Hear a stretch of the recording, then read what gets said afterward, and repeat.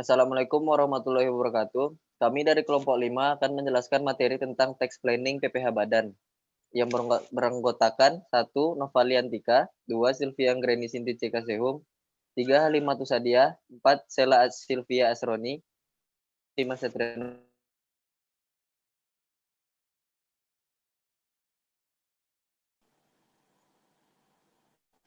Bagi perusahaan atau badan usaha, pajak merupakan salah satu beban utama yang akan mengurangi laba bersih. Di Indonesia memiliki beberapa jenis pajak, yaitu ada pajak pertambahan nilai atau PPN, pajak penghasilan atau PPh, pajak atas bumi dan bangunan atau PBB, dan sebagainya. Salah satu pajak yang berperan sangat penting bagi penerimaan negara adalah pajak penghasilan badan. Perusahaan perlu memperhatikan adanya pengelolaan kewajiban perpajakan secara baik dan benar, sehingga dapat menghindari borosnya sumber daya perusahaan. Salah satu cara yang dapat dilakukan perusahaan adalah dengan perencanaan pajak, yaitu upaya untuk menekan pajak. Tax planning merupakan suatu kapasitas yang dimiliki oleh wajib pajak untuk menyusun aktivitas keuangan guna mendapat pengeluaran atau beban pajak yang maksimal. Secara teoritis, tax planning dikenal sebagai effective tax planning, yaitu seorang wajib pajak berusaha mendapatkan penghematan pajak atau tax saving. Salah satu bentuk tax planning dengan penelaahan pajak atau tax review. Tax review merupakan kegiatan penelaahan seluruh kewajiban perpajakan yang dilakukan di suatu perusahaan. Selanjutnya akan dijelaskan oleh Sylvia Anggreni Sinti C. Kasehum. Oke, perencanaan pajak merupakan hal penting yang perlu dilakukan perusahaan karena bagi perusahaan pajak merupakan biaya atau beban yang akan mengurangi laba bersihnya. Dengan melakukan perencanaan pajak, perusahaan dapat terjauh dari risiko ketidakpatuhan perpajakan yang akan meminimalisir utang pajak yang tak terduga.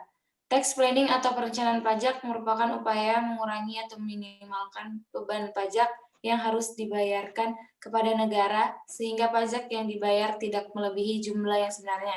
Salah satu praktik dalam manajemen perpajakan dilakukan dengan tetap mematuhi peraturan perpajakan yang berlaku dengan cara legal.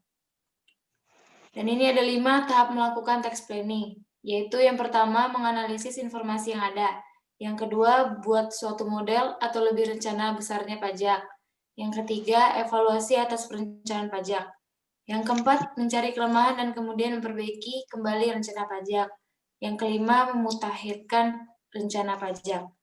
Selanjutnya dilanjutkan oleh Nova.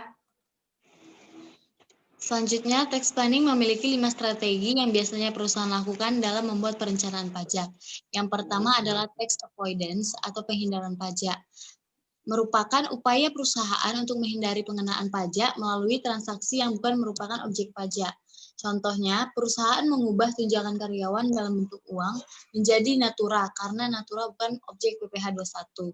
Upaya ini dilakukan oleh perusahaan yang masih mengalami kerugian. Yang kedua adalah tax saving. Tax saving merupakan upaya efisiensi beban pajak melalui pemilihan alternatif pengenaan pajak dengan tarif yang lebih rendah. Contohnya, perusahaan melakukan perubahan pemberian natura kepada karyawan menjadi tunjangan dalam bentuk uang. Yang ketiga yaitu mengoptimalkan kredit pajak yang diperkenankan karena kebanyakan wajib pajak badan kurang mengetahui bahwa mereka dapat mengkreditkan pajak yang sudah dipotong, asalkan tidak menyimpang dari aturan perpajakan. Yang keempat yaitu melakukan penundaan dalam membayar kewajiban pajak. Perusahaan sebagai wajib pajak dapat menunda pembayaran pajak pertambahan nilai atau PPN dengan menunda